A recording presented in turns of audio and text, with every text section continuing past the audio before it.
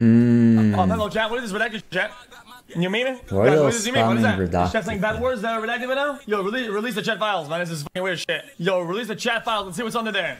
I know there's some shit there's some diabolical shit in there. I know for a fact, by the way. Yeah, I don't know how to that. Guys, is this gonna download? Dude, all these people in Twitch chat are just weird, man. But it's completely black. It's just black. That's it. Good one. Those are the files. But does it ever not get black? Like, does it just stay black the whole way through? Oh my god, is this troll? Nah. Chat, guys, this could be normal chat, guys. If this is a discussion about something who's underage or whatever, with names, and this maybe this is their testimony or something like that, or I know this is strange. I know what they can mean. Chat. That would be why redacted. Why hide it? No. Oh, okay. Outrageous. Why hide it? Yeah, no, it makes sense. All those it doesn't, okay, yeah. if you're like a victim, doesn't your voice need to be heard? Blacked out and having some I think it's like, it's not even defeating the purpose, I don't really get it. Directly against the purpose. You come out and you say this, and say all the shit, and then they fucking hide it and sweep it under the rug. What a fucking joke. It's because it's retards that it's gonna vote. Dude, it's like vibe policy. Dude, it's fucking dog shit. Those button-up shirts. You know, Jota, we need to protect the victims, so we're just gonna not make sure no one listens to what they have to say. That's some weird, like, yo, come on, bruh. Come on, bruh. This is some... How does that compute? That makes no sense. Like, silky, like... Just because you can maybe get some public backlash when people find out your fucking name. I mean, what? Aren't you how are you gonna get public backlash for being a victim of a crime? That makes no sense. It's not new then. Jesus, I don't understand why they do this shit. It's just dumb. It's gonna be fully naked shit, like, you know what I mean? Yo, this somebody, yo. I don't. Just keep clicking, scrolling Twitter. What could go wrong? Oh, true actually. Oh, true. Okay, yeah. Maybe we can do that. Guys, what is all you guys? Is this the Epstein files real? Like, they actually released the whole thing? Like what? Like guys, I feel like somebody just dropped a bomb like on Twitter out of nowhere. It says during one of encounters was Epstein. He took to Mar-a-Lago where he showed its owner Donald. Jam a man. Its owner. Fortune. 40-year-old daughter Donald Trump. Epstein. Trump playfully asked him. This is a good one, right? John smiled, not even agreed. They both chuckled. Okay. Is this some other shit? I don't get it. Yo, I gotta give it a buck. I'm not trying to be weird. We got MD Pog running frontline defense, yo. MD Pog is here with the fucking big guns, guys. Hold on, guys. He's frontlining though for the whole squad. He's got the fucking copy paste ready to go. He says it's from 2006. Okay. But I'm not gonna watch all this though. Like, what the fuck is all this? Like, guys, I'm running government documents on stream. Like, am I not gonna go to prison for this shit? Like, this is odd. Like, what if there's some clause in the constitution that says like, you're fucked? What if I click on this? What if I click this? Down. And then what? I click view files. Private individuals. New governments that all reasonable efforts are made to review the redacted personal information pertaining to victims, other private individuals. Oh my god, how many are there? Oh my god. Wait, that's one? That would be one, and then there's 50 pages of PDFs, and there's multiple of those? 300,000? Oh, GG. Brother, imagine if your group chat got leaked to the point where there's 300,000 fucking files, man. GG.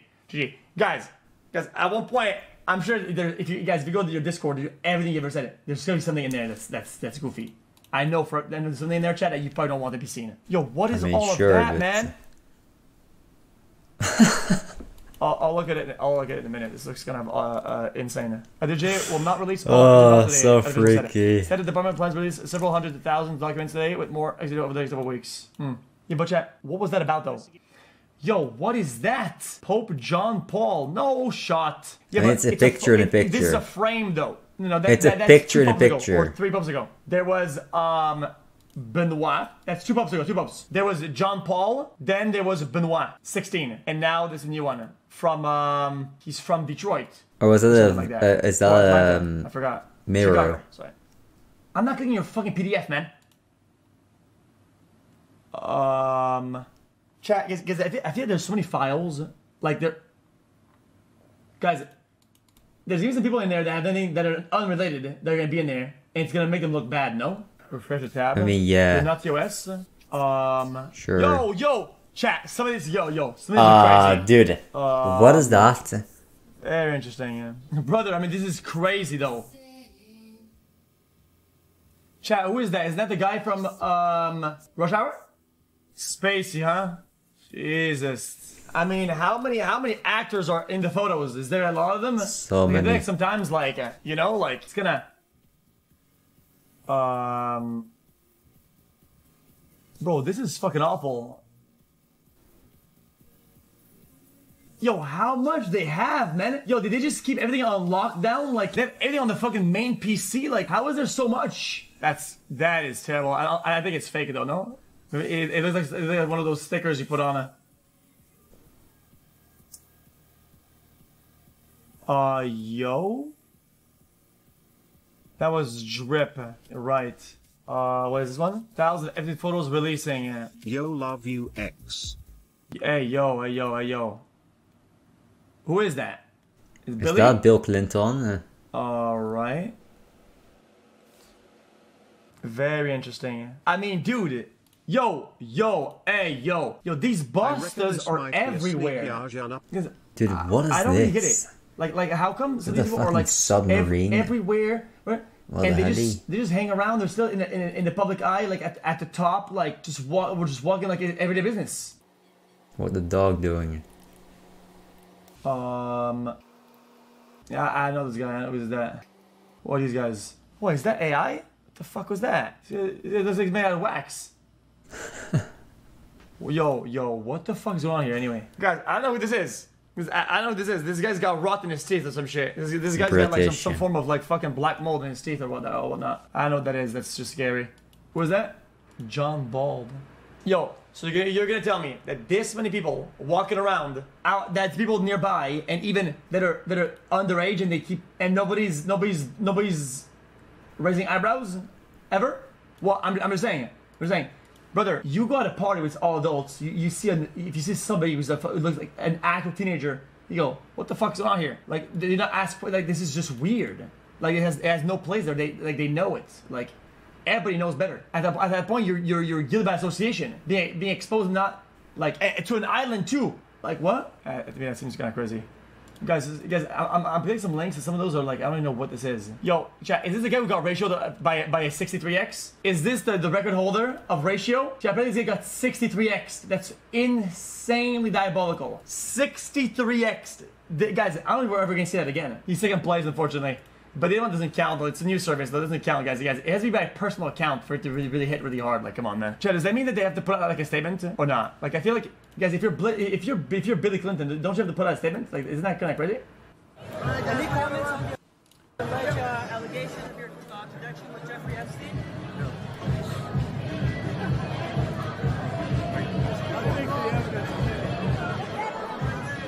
Because I don't really get it.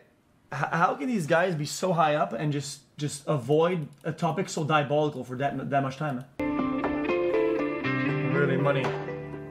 Yeah, I mean, that was pretty fucking crazy. What the fuck was that? No one's involved. I mean, yeah, apparently.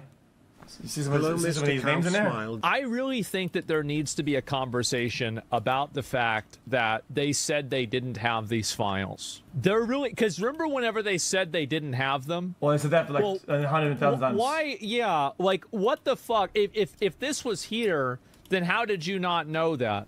They don't exist? Exactly. Like this is, and to me, like obviously it's good that the files were revealed, but think about it like this. So, well, I don't ever think about stopping and getting mad at the cookies. I think about the cookie factory that makes the cookies. Right. And yes, obviously it's good that some of this information is now out and it's made public. But the problem is that the person that, you know, basically hid this information from the public is still in a position of power. They're still, like, I mean, you don't know what you don't know. So there's no way what does this guy need to be cut up what, 50 times a second to talk at a reasonable speed? He can't understand anything you're saying. I'm not an expert, but dude, I know things are redacted. Just talk faster, buddy. You have full redacted pages. What's still so being annoying. Reserved, what's being withheld, they could hide what's in not there. being shown. Like, and so this is the problem that I have, is that the trust is broken and people don't know. Like, why is it that you said you didn't have anything and there were no files, but now there's a law and there's a bunch of files? There's 300,000 pages of files. They had them, they were released them, they never existed, and oop, they're right there. Yeah, but the longer you stall, the more guilty you guys. It's like when the fucking. Well, I don't want to make a weird tangent. I'm not gonna say that. It's like if you show something the day after. It's like if I have my phone over here, like, guys, I have an iPhone. It's right in front of me. And he's like, okay, then show it then. I'll show it. And I go offline, and then I go tomorrow, and I go. I'll do it tomorrow, and then I show you guys my phone the next day, the day after that. Yeah. Okay, well, I mean, it's just like we all know you're just trying to get away with it, and then you realize, okay, I can't. Then I'll just stall for as much, but maybe they'll forget, you know, maybe they'll forget in a day. Jury of 119 pages. By their own previous submission, this despite a federal judge He just looks guilty. I mean, I know that in courts you need to prove everything, and you're not guilty until proven. There's not a single explanation for why that entire document was redacted. You are guilty, and you're guilty even though you're not proven. We all know you're guilty. We can't prove it, but we know you're guilty. We're not gonna. I'm not gonna pretend as if I didn't know. I mean, I knew. We all knew. The reality is, Pam Bondi has obfuscated. Right, we just couldn't prove it, but we all knew. She first said there were no more documents to be seen. Now she's admitting and releasing hundreds of thousands of documents. Yo, I'm gonna go on limb and say this. If they just showed like that 300,000 files, let's keep it a bucket. There's arguably another probably million plus files that are relevant to this. Come on, bro. I mean, I don't buy it. You think that on the fly, just like that, on a what was that, like a month's notice, they conjure 300,000? Bro, there's probably even in the millions. But it is an incomplete release with too many redactions. Thomas Massey and I are exploring all options. It can be the impeachment of people at justice, inherent contempt, or referring for prosecution those who are obstructing justice. We will work with the survivors to demand the full release of these files, to demand justice for the Epstein class and accountability. Okay, hold on. Guys, this seems like kind of a scam. So you're telling me that there's victims in there that never went forward, never whatever, that we don't even exist, whatever, right? And they're all blacked out. All like that. So the only way for them to unblack out is for them to go out in public and just go, guys, and just fucking reveal themselves to the fucking, and just all that seems maybe counterintuitive. I don't know. Is there not a world where they could just send a document and say, yo, just redact my fucking name or like last name or some shit like that? You know what I mean? Like, Ro kind of follows me? Where? Which guy? Who's Ro? Him? The Justice Department's document dump this afternoon does not comply with Thomas Massey and my Epstein Transparency Act. The fuck? They released one document from a new... Yo, this guy watches my shit! Yo! No shut... Yo, let's get this guy on the stream right now. Yo, I'm gonna send this guy a DM. Yo, get on the show, man. Yo, get on the show and start talking some smack about this on God. Yo, did he talk to him before? Okay, then next. It says, according to testimony from Jane Doe, Epstein offered a 14-year-old girl President Trump as in, yeah, we saw this already. But I don't think this is the new documents. I think this is a resurgence of old shit. But I could be wrong, though. That's what Andy Pog said, but he's kind of a Trump glazer, so. Oh, this is new, apparently. Okay, my bad. Very interesting, yeah. So how can I debunk that? Guys, I see pictures of everybody, right? But what? Well, I don't want to be weird about this. But I thought there was some pictures of, I mean, there was a few out there of like Trump and Epstein in public. Is there any more of those? In the 300,000, is there the man himself? In Cleveland, Ohio. Person. I think Andy Pog is a bad term now because chat was spamming it like over and over again. I agree with you, but they released 300,000 pictures, but none of the pictures have Trump in it. What is that? But the public pictures did have Trump in it. Oh my God. Chad, what's the likelihood of that? we still got to make entry. Check out. Right. Trump is in all the public pictures, but none of the redacted ones. Get my gloves on. That's weird. No rush. I'm with you. I got gloves too. I had a caller call in, but I was so busy I forgot what apartment. They said it was 70 something. Looks like it's going to be 703 or 704. They said there should be in the hallway outside. Bro, I'm supposed to know I got baited. I got baited by chat. We can handle it. By the time they get here. We gonna put it in your. Oh yeah, put your foot on your John. What's going on, man? Hey, hold on. We're gonna go up on our floor first. Too early in the day. I didn't realize as I read it there. Wait, chat. SpongeBob. I think the politician guy we saw there earlier actually responded on Twitter. I didn't DM him. He actually made DM. He says, "So when are you gonna come on the show?" Hey, stop. Pull up. But did he come on the show? Anytime, Loki. No, I mean, chat. Guys, he's just gonna ghost the goat. What do I even ask him? Like, is this like a reputable normal guy, or is he like chill? This guy. Oh, he's a Congress guy. What does that mean? Member of the U.S. House of Representatives. 72 months xQc nom yummy yummy and tummy. What the hell? He's on a Star Guy stream. Yes, he has some pull. Tomorrow. Hold on, because there's gonna be some new stuff coming out. Yeah, that's a Cheeto. Guys, I told you guys there's some runs. Sorry, guys, I'm not gonna rob the runs. Oh shit, I thought I was gonna get some leaks. Dude, Cheetos are so cute. I mean, it's just. I mean, really? What? I thought this was a joke. Are you fucking kidding me? There's not one actual page on this. I'll then pull up tomorrow for the time. Yo, pull up tomorrow if you have time. You can yap about the files if you'd like. I'd like to ask some questions. What? Oh shit! I forgot. He's a Congress guy. It's fine, right? I mean, if I talk like that, he's not gonna get mad, right? I mean, what? I mean, he's a normal human like everybody else. Like. Chad, I wasn't gonna watch this, but now I'm gonna wanna watch this.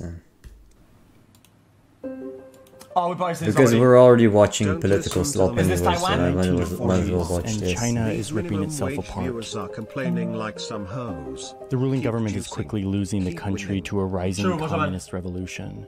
It's a well-organized military movement supported by the Soviet Union, led by revolutionary Mao Zedong. And they're now marching across the country, driving out the ruling government all the way down to here, where the government. Dude, I know my history now, guys. The revolution pushed downwards, and then China V1, right, got relegated to the island. Now China V1 is that, but China V2 is like, yo, we are the real China, right? So you have to come with us and be China V2. But these guys are like, nah, we're on the island. We're China V1, and we kind of are China. So you guys can have the lands all good, but we are China. And now it's kind of like two China's where China 2 is kind of mad about that. 2 years. Yeah. And they want to get back the island. Government leaders and over 1 million loyalists and soldiers retreat on boats and planes across this strait to a Chinese island that had been taken over by Japan but had just been liberated. Mao's fighters can't go any further. They can't reach the island without a proper navy or air force, which they did not have yet. For now, the near-defeated Republic of China is safe on this island. And this isn't just any island. 400 years before this, Portuguese explorers arrived here. It's Formosa, or Beautiful Island. It was sought after by empires from Europe. Jake is at 8X. Yo, Jake is at 8X. 8XW. To Asia for its fertile land and strategic military and trade location at the heart of Asia's ocean corridors. China had lost this island for 50 years to Japan, but the winners of World War II said that China would get it back. The island was called Taiwan. And now it was home to the Republic of China's government. They're safe here for now. Back here on the mainland, Mao declares the People's Republic of China, a new communist nation that was to restore the greatness of the Chinese nation after years of domination by outsiders. Literally a day later, the Soviet Union recognizes Mao's government as the legitimate government of China. But this civil war isn't actually over. Both sides still claim to be the rightful government of China, and the Republic of China government plans to continue to fight from their island refuge to eventually take back the mainland. They rule the island with a military government, that arrests, imprisons, or executes anyone suspected of disloyalty or communist sympathy, or anyone who wants independence from all of this. Meanwhile, Mao is working on his navy, getting ready to cross this strait. He's gathering his forces and building his capabilities to be able to complete his takeover of the entire country. But not yet. Now, the US is out here in a big way. They just defeated Japan in World War II. They're kind of trying to leave Asia, and they're eyeing all of this and deciding to not get involved. They don't recognize Mao's new country, the PRC, and they do hate that a communist government now controls the world's most populous country. But they have other priorities, namely rebuilding Europe after the big war. They've just created a big military alliance with their European allies to counter Soviet influence. The Soviet Union... Now it's like the modern world though, right? Like we don't do this shit anymore, kind of, right? Like people are gonna rebel. It's like if people want to do some fucking war crimes, they have to lock in before the fucking new age shit. You know what I mean? Was their friend in the war, but is now their rival. Oh, and they just got nuclear weapons like the US did 4 years earlier. No? Surely they won't just go to war.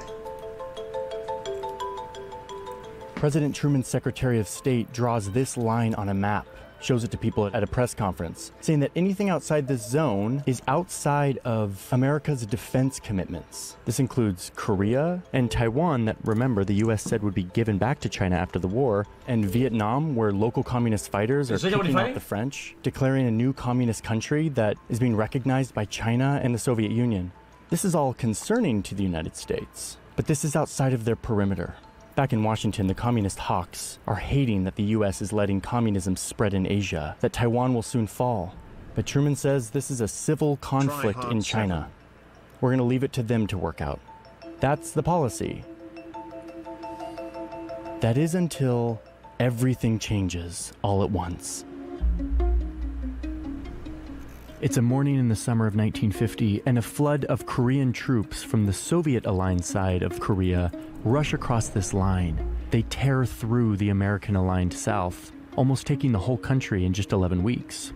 It's another communist revolution, and these soldiers are equipped with Soviet guns, tanks, and artillery. They invaded only after getting the green light from the Soviet leader Joseph Stalin, who also, by the way, said they needed to get the green light from Mao. Hold on. Now, Mao had been hesitant to support this invasion of Korea, knowing that it might invite the wrath of the United States, but he had to show that he was willing to support communist revolutions everywhere. Eventually, he would commit some of his troops to go fight in Korea to help his fellow communists liberate the Korean peninsula. Now, the US doesn't have troops in Korea in this moment. Remember, it's outside of their perimeter, but now they're starting to change their mind. This is starting to look like a coordinated communist conspiracy all across the region.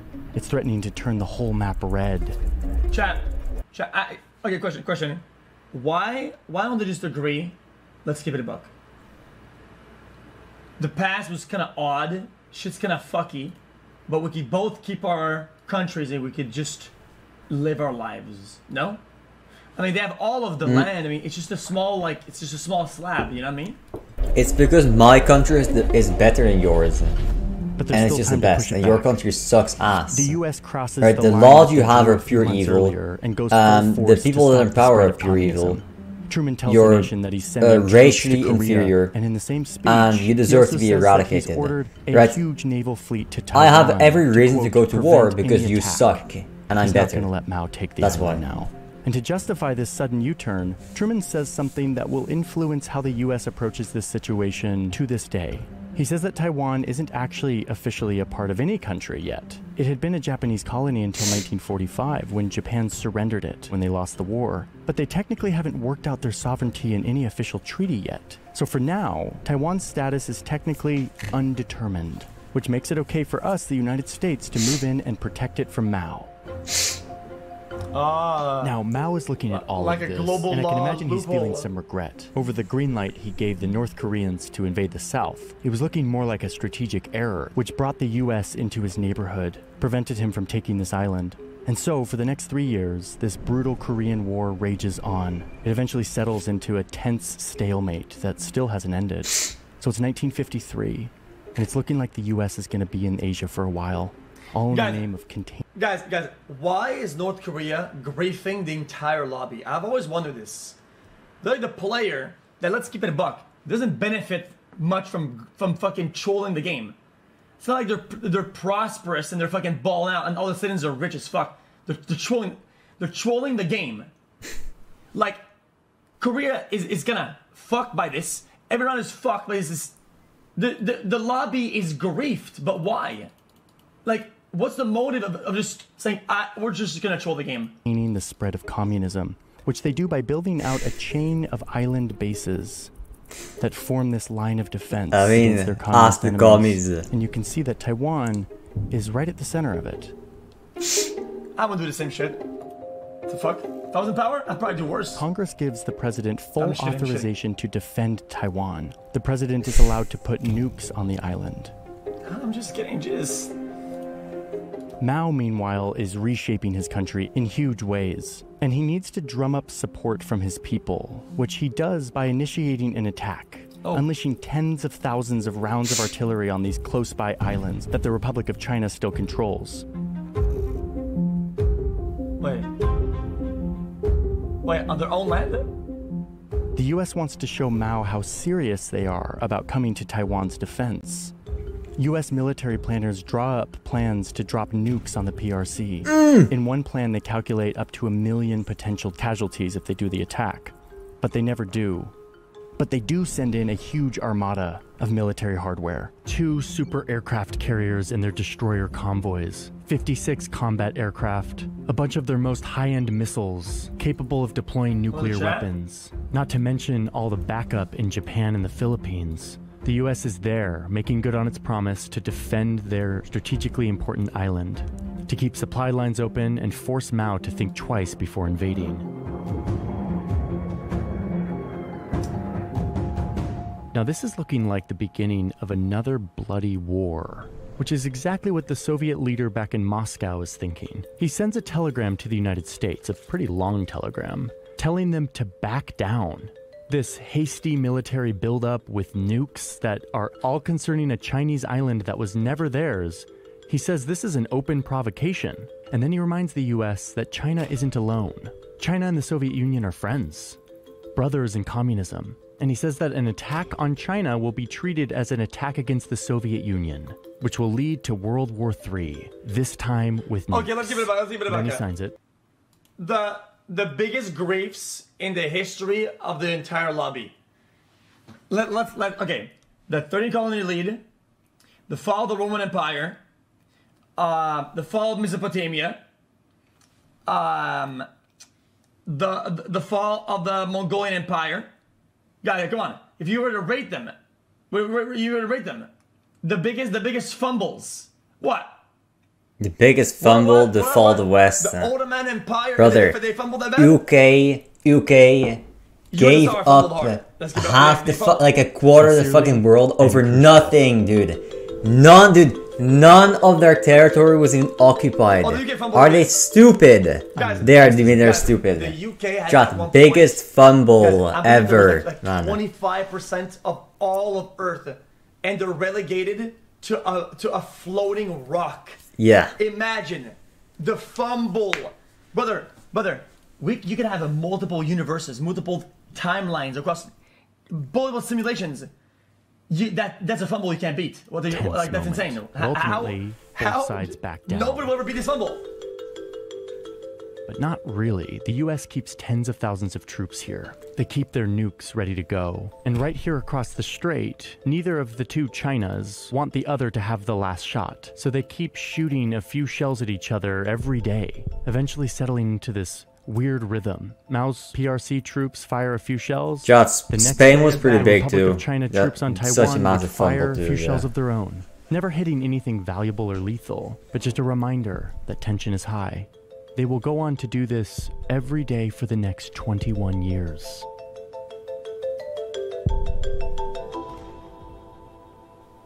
Okay, so we just narrowly avoided World War III, and things are about to dramatically change here. But first, I should probably thank today's sponsor, because sponsors are how we're able to make. Guys, I don't get it. Is this like, are the islands like kind of more liberal? Yes. Like, if these are communists, these are more Well, liberal, no?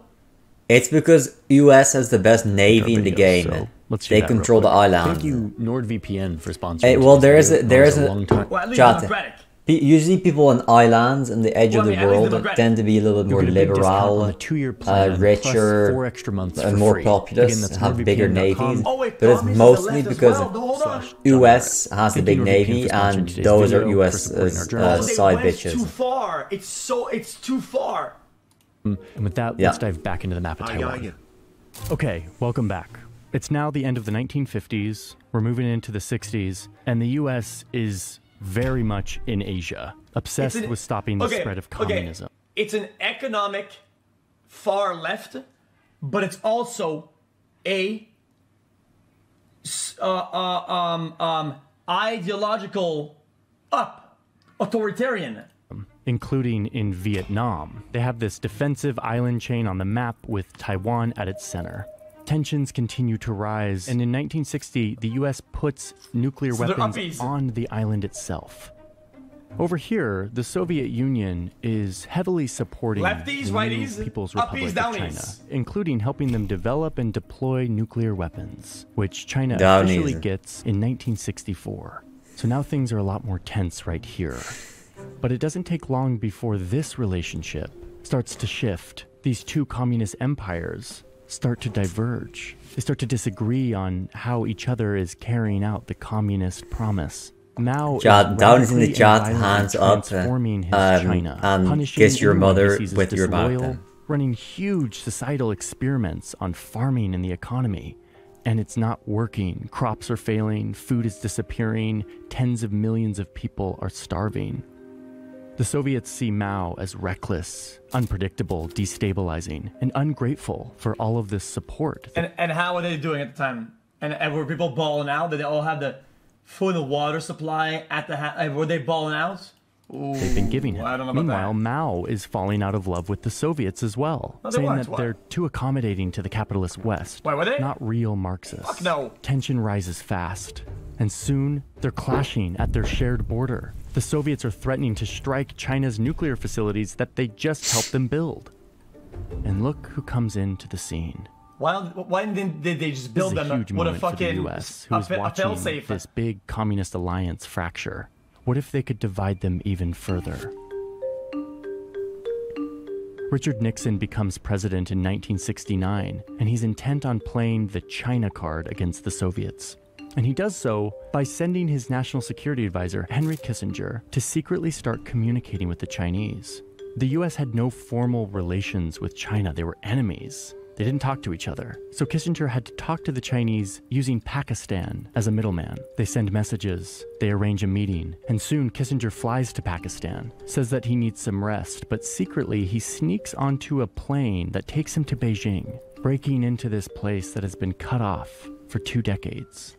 Now, why is Mao entertaining this cozying up to his enemy, the Americans? Well, he's concluded that the Soviet Union, who has weapons pointed at China at this point, is a more immediate danger, and that the Americans are maybe willing to bargain. Bargain about this. But not if they still have troops and nukes on Taiwan, their giant military base right off his coast. So here's Kissinger in this huge moment. Yo, USA is double dipping on this. He's in Beijing talking to Prime Minister Zhou Enlai, Mao's right-hand man. And the conversation almost immediately goes to Taiwan.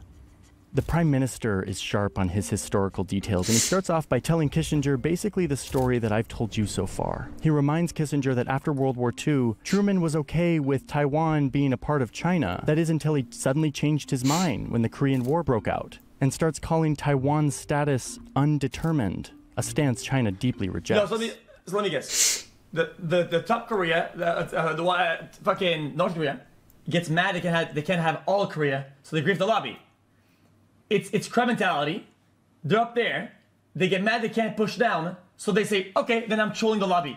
That's what's happening. And then suddenly the US takes over Taiwan, a Chinese island, and turns it into basically a huge military base with nuclear weapons, 130 kilometers off the Chinese mainland, and the center of a military effort to contain China and its neighbors. Kissinger agrees with this. He says blatantly in this private conversation that if the Korean War didn't happen, Taiwan would probably belong to the PRC. But he says previous administrations made Taiwan a key part of the Korean War. So here we are. But then he says we're different now. We're no longer going after communism for guys, what's the PRC? Hold on, I can't say that. Communism. The Republic of Congo? People's Republic of China. But then he says we're different now. We're no longer going after communism for communism's sake. The new President Nixon, quote, operates on a different philosophy. We can be friends even if you're communists. People's Republic of China.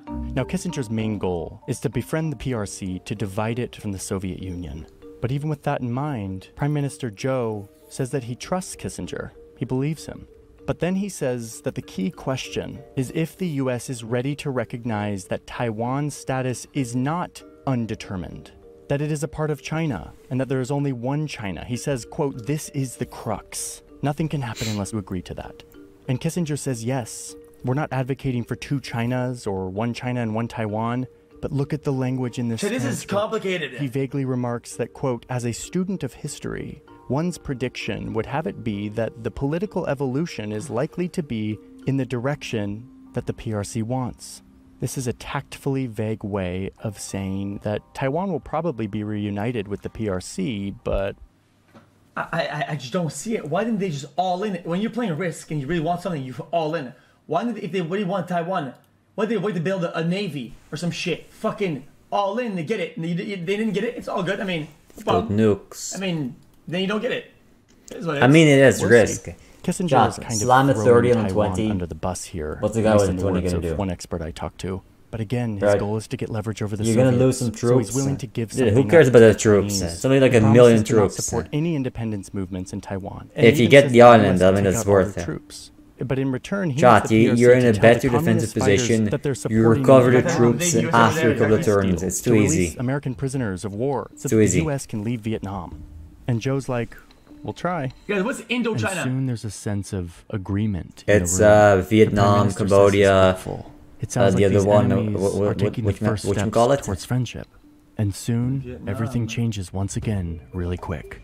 Laos. Before we continue, I need to tell you about the platform we've been building that we're launching. Buddy, what if you're an agent who's on a diplomatic mission and the country trolls the game, your country, and they do some fucking shit while you're over there? What are you do? You're fucked. Aren't you just dead? Reporting journey. Yeah, that's part of the game. Yeah. Now we've publicly Taiwan of 1971. The People's Republic of China is adopted into the UN. Taiwan gets kicked out. President Nixon then goes to China, totally publicly, and announces that they're starting to talk to each other, that friendship is in the near future. They aren't officially recognizing the PRC as a real country, but they're warming up.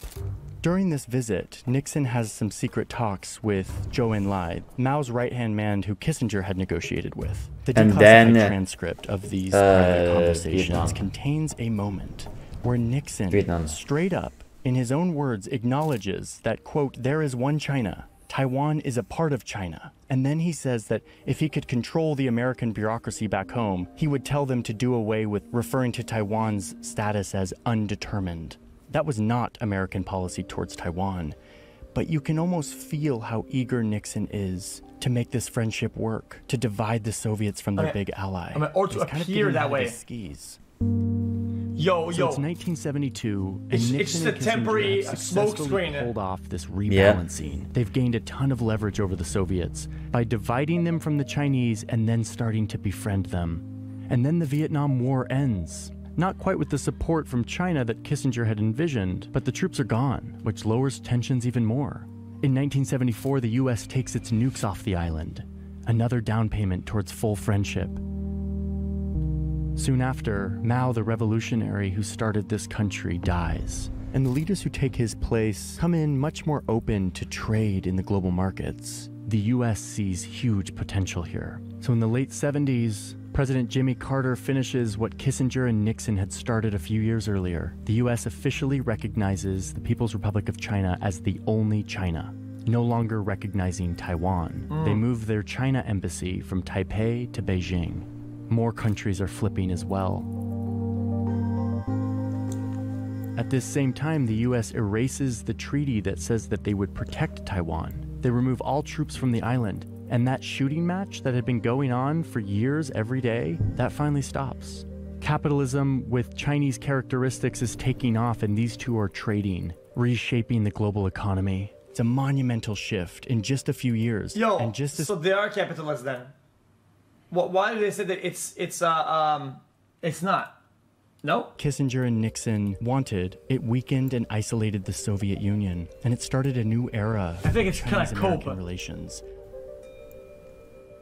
But notice that in all of this, even during all the friendship, all the visits, the US never publicly acknowledges what Nixon said in private, that Taiwan is a part of China. They recognize that Beijing thinks this, but they continue to operate with... Is it like a socialist democratic thing or whatever? Like a hybrid or something? Or what? Because do they have healthcare, top free education, all that? The ambiguous policy that Truman laid out in the 50s, that Taiwan's status is undetermined. Really?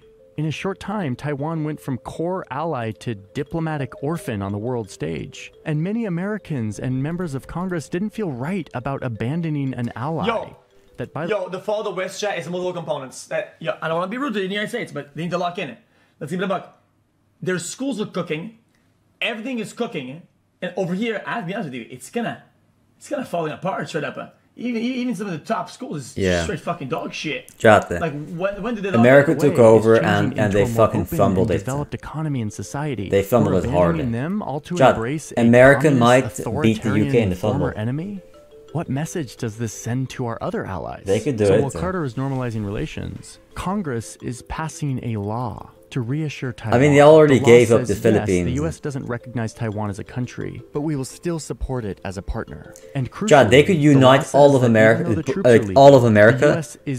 they just don't. To sell weapons to and then they wage these petty wars on drugs. Like, dude, are they retarded? Capabilities Chat, to come to are the politicians in America and the presidents, are they retarded? What should I think about that? I mean, dude, just take over half the fucking map. You have one big ass island. Nobody can invade it, and you have the biggest military. You get to be the most powerful country ever. No contest, right? It's not even close. But instead, you do some fucking retarded shit, like some retard shit. I mean, this is just the biggest, might be the biggest fumble ever. Well, I mean, they had all the chips in one basket, and then he just burnt the basket. China, which includes Taiwan. Dude, what the hell? Yo, China is trained. It was bound to hit. Come on, man. 13 streamers, OTV. And okay, maybe they'll go to war if you invade the whole continent. But again, you invade the whole continent. If the US hadn't stepped in, let's say you get to keep it for 50 years. That's 50 years of max win, dude. Nobody can even compete if you got 50 years. It's like risk. You slam a stack, you take over the bonus. If you can defend the bonus, which the US easily can, I mean, dude, that's just massive. Right, in economies like that. That's just massive. You win the whole game. Little slabs of land like that and say, okay, lock in like that, and everybody locks in like 1,000 small countries, and then they just win. Democracy.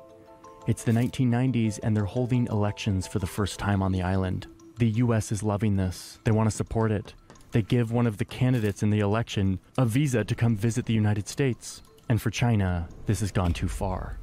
They immediately recall their ambassador from Washington, D.C. They amass 100,000 troops across the Strait of Taiwan, right here at this strait. They launch missiles. The U.S. doesn't matter because they're just fucking 20 miles northwest of the island. There's warships and aircraft. They're threatening the island, warning them against embracing democracy and the United States. But here comes the response. It's March 1996. And the U.S. sends 2 aircraft carrier battle groups to the waters near Taiwan. It's the largest show of force in this region since Vietnam. The standoff dies down, and while all of this is happening, on the island, this first democratic election goes forward peacefully. Taiwanese voters turn out in huge numbers, 76%. What? They're defying this attempt to be bullied by their big neighbor who they identify less and less with. And the world watches as a symbol of democracy flourishes in the shadow of the intimidation of their huge neighbor. A neighbor who becomes infamous for massacring peaceful pro-democracy protesters in Tiananmen Square. A democratic Taiwan, supported by the U.S., is reversing some of this warmth and friendship that was cultivated in the 70s and 80s. Tension is back, especially now that it's the 90s and the Soviet Union has collapsed. They no longer have a mutual enemy.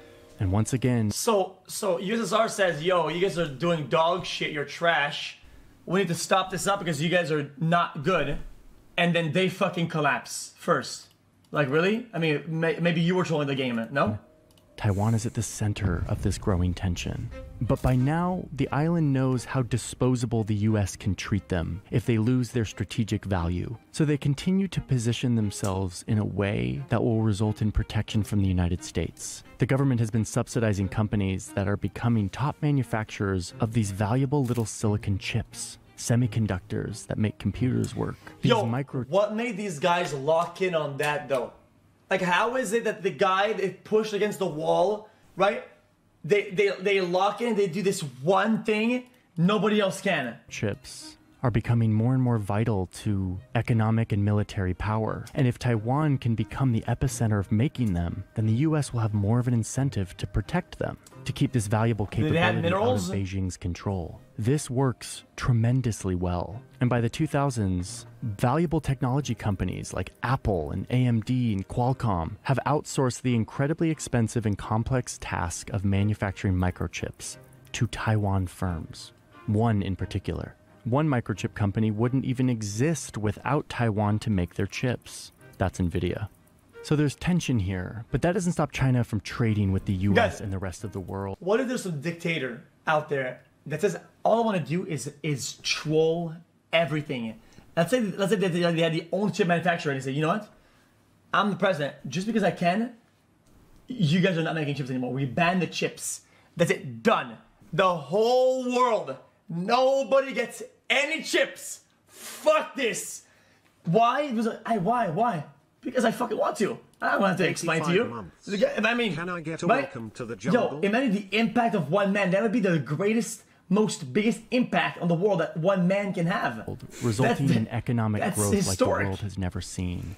They become rich like, really fast. Okay, go on, and chat. With that, they build a world-class military. And even after all of these years, they still remind the world that they are set on finishing the civil war that the US stopped them from completing, reunifying with Taiwan, who they see slipping further and further away. In 2005, Beijing passes this anti-secession law, which says that China will pursue unification with Taiwan by peaceful means, but they reserve the right to use, quote, non-peaceful means if Taiwan moves towards formal independence or if peaceful unification becomes impossible. The United States disagrees with this. Under their One China policy, Washington acknowledges China's position. This is like the Gucci bag. And it says that Taiwan's future must be decided peacefully, without coercion, and with agreement of people on both sides of the strait. But even despite this law, relations across the strait start improving in the 90s and 2000s, thanks mostly to economics, mutually beneficial deals. And the PRC continues to incentivize some kind of peaceful reunification with Taiwan, telling them that they can keep their way of life and their system. There seems to be some hope in the air here, but that quickly fades as nationalism starts to rise on both sides of the strait and across the ocean. The modern-day version of this conflict is overseen by Xi Jinping, who rises to lead the PRC in 2012 with the vision of rejuvenating the Chinese nation. This includes fortifying their territory, including first and foremost Taiwan, a symbol of this effort, who, quote, must be reunited with the mainland, according to Xi. This vision has been paired with a rapid growth of the Chinese army, and the US now sees China as their greatest rival, and has responded with a military buildup of their own in this region, resurrecting that old island chain. Now all they need is one more player to grief the lobby. Whether it's Russia, fucking whoever the fuck, so they can make the fake ally bullshit again with China. Do the same charade again.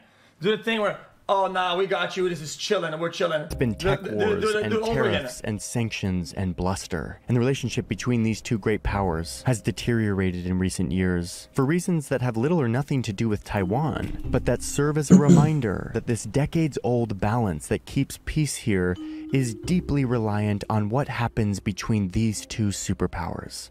Meanwhile, the 23 million people on this island continue to develop their own identity. Only around 12% of the population favors any kind of reunification with the mainland. And yet, China continues to flex on Taiwan. They fire missiles over the island, they practice invasion drills, they send ships and jets to block Taiwan's sea and airspace for days. They show them just how easy it would be for them to take this little island. That is, if the US doesn't come to their rescue. And everybody asks, would they come? The US uses that intentional ambiguity to keep this tense situation somewhat stable. And, as planned, Taiwan now manufactures 90% of the most advanced microchips, the chips that have made NVIDIA the most valuable. So why don't they get like an Iron Dome thing? Why don't they just bomb the chip manufacturers? Okay. Well, we're a country and anything. China starts making chips themselves, and then they bomb the ones in Taiwan, and then everyone's reliant on China. Company in the world. And official U.S. They've been doing that policy still they've been trying to rival them in the chips. Status is undetermined, operating with this intentional strategic ambiguity they do that at once keeps the situation stable, but also precarious and unpredictable, especially as Sino-American relations deteriorate. And Taiwan continues the 75-year-old story of living at the center of these big countries struggling for power, and wielding the psychological tools of ambiguity and deterrence that keep all sides guessing. We actually lost. All right.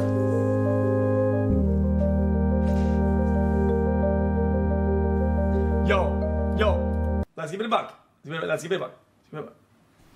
The entire nation fell for WRB. It is what it is.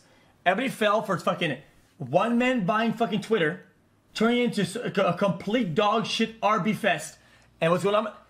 Imagine, everybody fell for RB, but now, imagine when AI does the RB. GG. I mean, bro, if people were spammed by fucking morons, the minute you put AI into this shit, GG. RB is rage bait. It's rage bait. Bro, the whole nation fell for rage bait. That's crazy. That is a diabolical. Think about it. The impact of Twitter going straight RB. Yeah, now, he's right. I mean, xQc's takes are to die for. He's the GOAT. Yo, he's always right. Is just inject a bunch of dog shit if you don't know, other countries. Just observe. You learn the truth. To the United States, the legacy speaks for itself. Gonna start fucking right? Like a rat doing circles in a cage. He just wins and wins and wins, and they all try to come after him because they're jealous. xQc always wins every time. He stands everything and keeps standing, while everyone else falls off. It's just too easy. He's the GOAT. I mean, it's not even close. Those are real, and people go. You know I'm right. It's not happening, no? Everybody's losing their minds. Doing what? Nothing. Yes.